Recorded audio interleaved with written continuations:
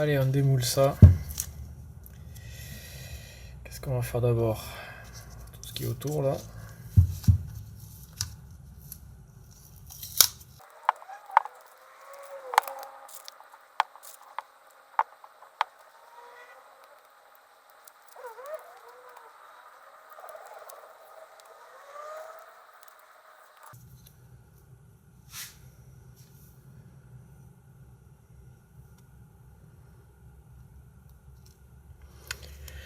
Donc j'ai l'impression que ça a bien rempli. C'est pas trop mal. Il y a pas mal de retraits. Et c'est vraiment pas mal.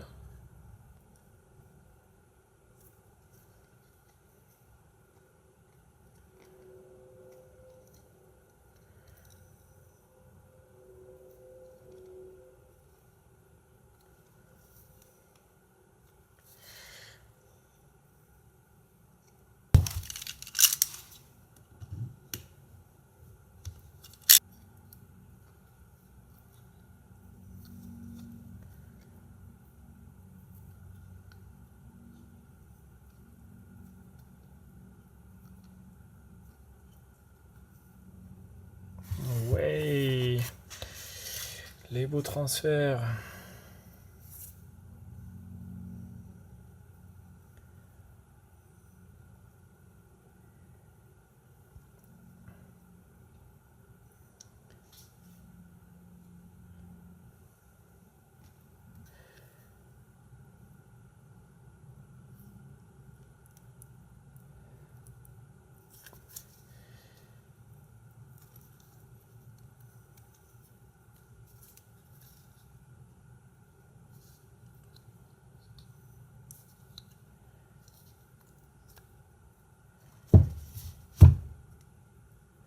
Transfert arrière.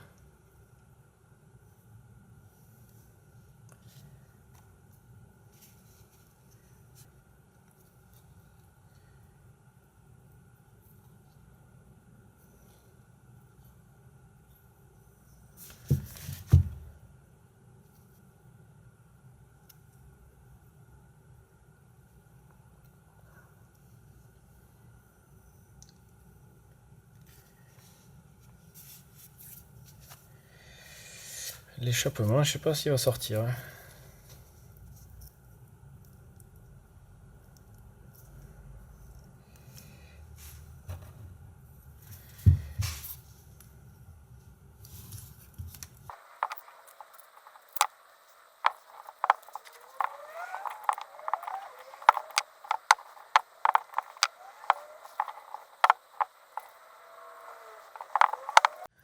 Bon, ben, j'ai réussi à sortir l'échappement.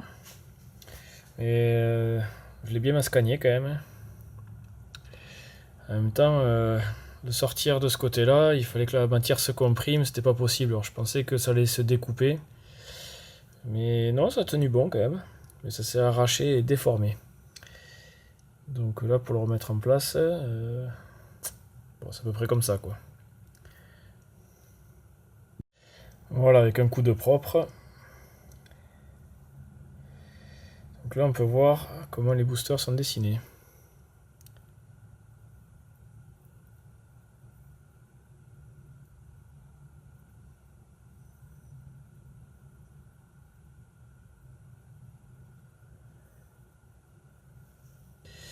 Bon, il y a quand même un problème, hein, c'est que là, ça a été allongé, ça s'est déformé, et là, ça s'est comprimé. Parce que théoriquement, on devrait avoir ça. Ouais, un truc comme ça, quoi. Alors, ayant sorti les formes des transferts du Bidalo WR à M6, je voudrais faire la même chose sur le RSAL. Bon, évidemment, c'est pas possible, mais au moins m'en rapprocher, m'en inspirer. Parce qu'il y a de la place pour travailler, il y a de la matière ici, là.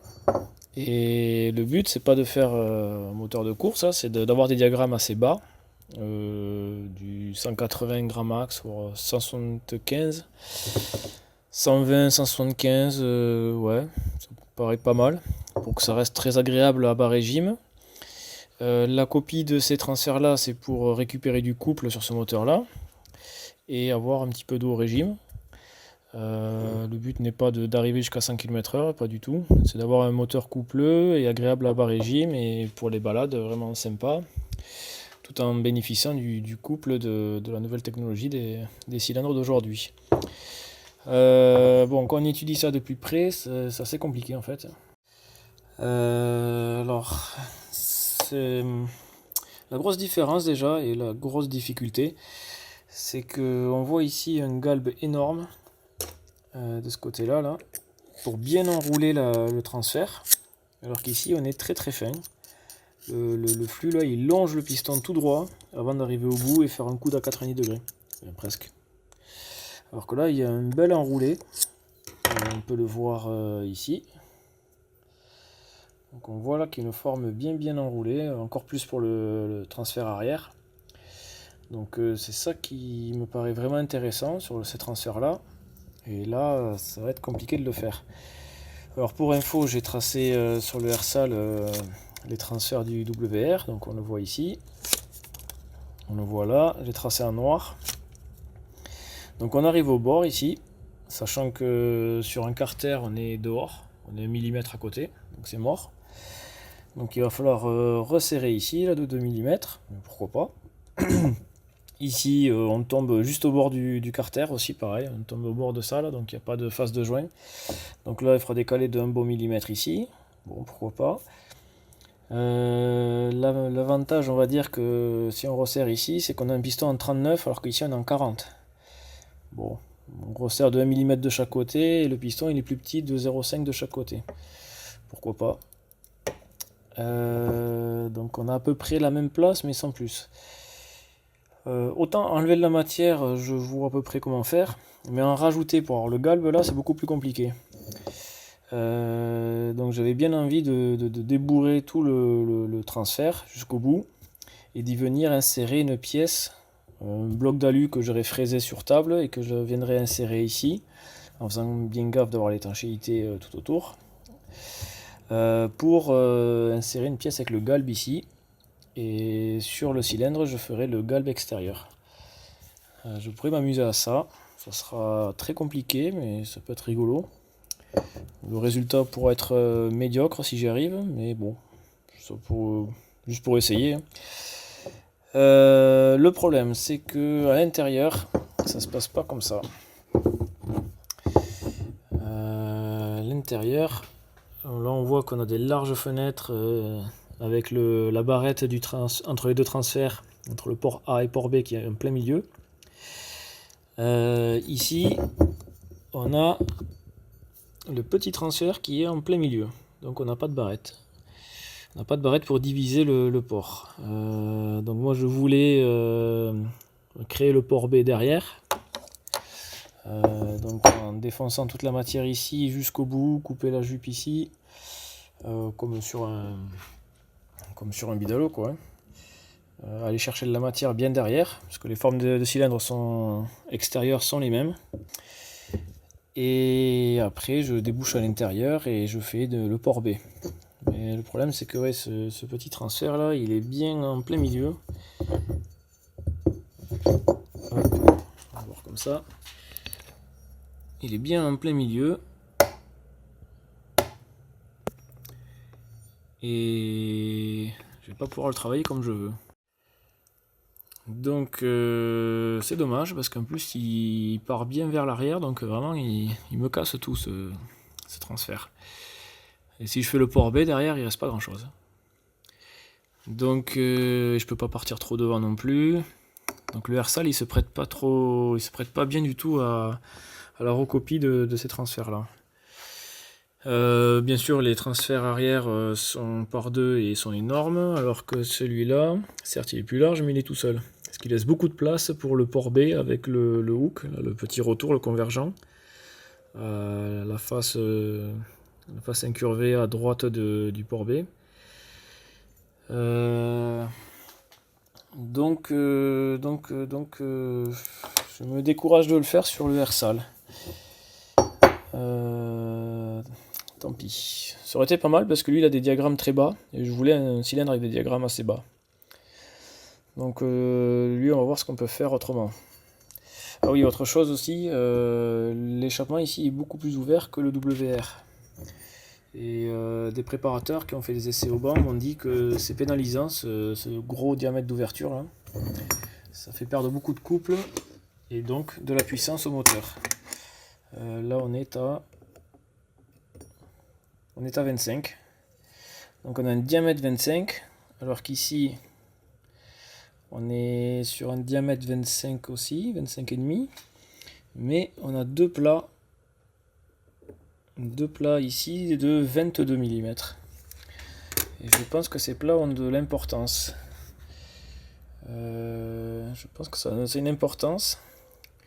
J'entendais parler certains qui disaient que ça permet de conserver la pression dans le cylindre pour avoir du couple, donc c'est ce qui m'intéresse. Là on l'a pas. Et là, à part rajouter une bague avec de la matière qui rentre à l'intérieur, ce qui est assez risqué, je sais pas trop comment faire. Donc le RSAL, c'est pas le bon candidat pour essayer de s'approcher du WR. J'ai pensé au Doppler. Le Doppler. Avant de passer au Doppler, on va éliminer le Bidalo parce que le Bidalo, lui, il a sa sortie, la sortie du port A et du port B qui est commune à l'intérieur. La barrette étant à l'intérieur de cette sortie. Donc on n'a pas de partie nicacile. Et donc on ne peut pas étirer le port A d'un côté, le port B de l'autre. Donc le Bidalo, pas possible. Le mal aussi, pareil, il marche moins bien que le Bidalo, j'ai pas envie de travailler dessus. Donc le Doppler, il me paraît bien, parce que déjà il a les boosters, donc ils sont déjà faits, ça évitera de m'amuser à les faire, vu que lui il a déjà les boosters. Donc il n'y a plus qu'à les agrandir de même section ici, si j'arrive à avoir les mêmes sections des latéraux là. À l'intérieur, les boosters ils sont comme ceci.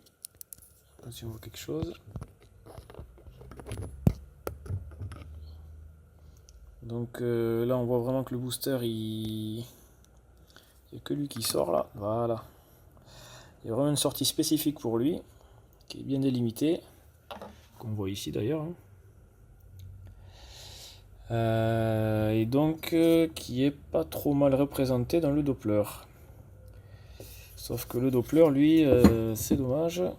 La sortie d'échappement en bas là, elle descend d'un coup pour arriver sur le diamètre. Là, ça descend d'un coup et ça arrive sur le diamètre, ça c'est dommage. On va faire avoir quelque chose de plus... Ah ben là, on a une belle courbe lisse. On voit rien. Là, on a une belle courbe lisse là. Alors que là, on a une belle marche. Alors ce qui est intéressant, c'est que le Doppler, il a un diamètre ici en 22 mm, qui correspond à l'entreplat ici. Donc il ne reste plus qu'à gratter les portions de 25 mm de chaque côté, et on a l'échappement du WR. Donc ça c'est bien, déjà c'est un bon point, même si j'arrive pas à faire exactement l'intérieur pareil, bon ben ça correspondra pas trop, mais on se rapprochera. L'intérieur c'est toujours pareil, l'ancienne technologie c'est d'avoir les deux transferts arrière côte à côte, assez larges, comparé à celui-là. Ce qui laisse peu de place pour travailler les transferts, le port B. Mais bon, ils sont présents. Et à l'inverse du Bidalo, là j'ai une barrette en plein milieu entre le port A et port B, comme ici. Et donc je vais pouvoir retravailler les transferts, étirer le transfert, le port A vers la droite, vers l'échappement, et le port B le tirer plus vers l'arrière et faire le convergent. Et le booster le redessiner façon WR. Donc je pense que je vais pouvoir m'en inspirer, faire quelque chose. J'ai commencé à dessiner quelque chose. Voilà, donc j'ai dessiné en noir le fait d'étirer le port A vers l'échappement en pointe, comme il y a sur le WR en dessous du booster. Et de l'étirer un petit peu plus vers le port B derrière. Donc là j'augmente bien sa surface de sortie. Le booster, lui, je l'étire un peu sur le côté aussi pour augmenter sa surface de sortie. il va falloir que je calcule le rapport des surfaces d'entrée et de sortie du WR et l'appliquer sur le Doppler. Le port B, je vais pouvoir tirer un petit peu plus vers les deux transferts arrière et faire le convergent sur la face de droite. Et puis ça pourrait être sympa. Bon, ça c'est le Doppler du copain qui lui veut rouler stock avec. Du coup, je pense que j'essaie de m'en trouver un d'occasion là, qui a déjà utilisé, qui a déjà roulé. Et je vais m'amuser à le travailler. À l'intérieur, on a un petit peu plus de galbe là. Mais pas grand chose. On a un peu plus de matière pour galber là. Mais on n'a rien à voir avec le WR, quoi. On n'a pas encore le creux comme ça là. On tire tout droit jusqu'en haut, quoi. Donc pareil, je pense que là on peut aussi tout défoncer et venir y insérer une pièce en aluminium qui aura la forme pour faire le creux ici. Et la face extérieure ici, ça sera le cylindre. Faut que je réfléchisse à ça. Faut que je regarde. Bon, une grosse différence du transfert arrière. Ça n'a rien à voir. J'espère que ce ne sera pas trop pénalisant. Donc là aussi en noir j'ai retracé les transferts du WR dessus là, donc on voit qu'on arrive tangent ici. Donc pareil, il faudra le réduire d'un petit millimètre, d'un beau millimètre. Donc je pense que le Doppler est plus un meilleur candidat pour s'approcher du WR. Bon, l'ajout de la pièce là, ça va être assez compliqué à faire. Ça va être un peu bancal. Mais bon, ça peut être intéressant. Comme ça, je peux aussi intégrer la barrette sur cette pièce-là, la pièce que je vais rajouter. Et la pièce, il faut qu'elle s'ajuste au mieux. Et à la limite, je la bourrerai de silicone un peu sur l'extérieur et elle viendra se caler comme ça et elle sera pris en sandwich entre le cylindre et le carter. Sachant qu'elle ne devra pas causer un défaut d'étanchéité entre les deux. Il faudra qu'elle soit un tout petit peu plus en retrait. Et pattes à joint et voilà. Donc voilà ce que j'ai envie de faire. Je pense que ça va me prendre des semaines, des mois pour le faire tranquillement. Et puis déjà, il faudrait que je trouve un cylindre Doppler d'occasion qui soit en état. Voilà, donc ça va partir de côté. Et en attendant, on va essayer de faire autre chose avec le RSAL.